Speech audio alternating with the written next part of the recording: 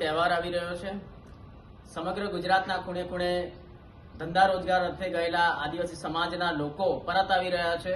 સરકાર દ્વારા વિશેષ બસોની વ્યવસ્થા કરવામાં આવે છે, છતાં પણ આ વિશેષ બસોની વ્યવસ્થા પૂરતી નથી।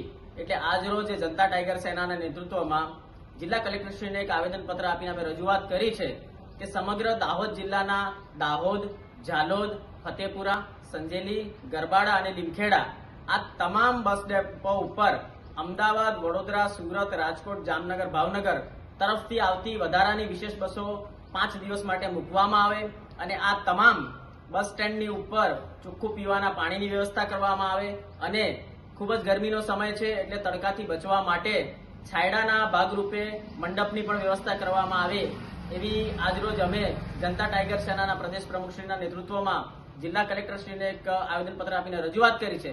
સમગ્ર દાહોદ જિલ્લાના રાજકારણીઓ, રાજનેતાઓ, સરપંચો, ધારાસભ્યો, તાલુકા સભ્યો, જિલ્લા સભ્યો, સાંસદશ્રીઓ ચૂંટણી આવે ત્યારે પોતાના મતદારોને લાવવા માટે સમગ્ર ગુજરાતના ખૂણે ખૂણે ગાડીઓ મોકલે છે, તો જ્યારે ખરેખર આજે દાહોદ જિલ્લાની જનતાને પોતાના ઘરે પરત આવવા માટે વાહન વ્યવહારની જરૂરિયાત છે, ત્યારે આ લોકો કેમ વાહન વ્યવહાર માટે ગાડીઓ, બસો મૂકતા નથી?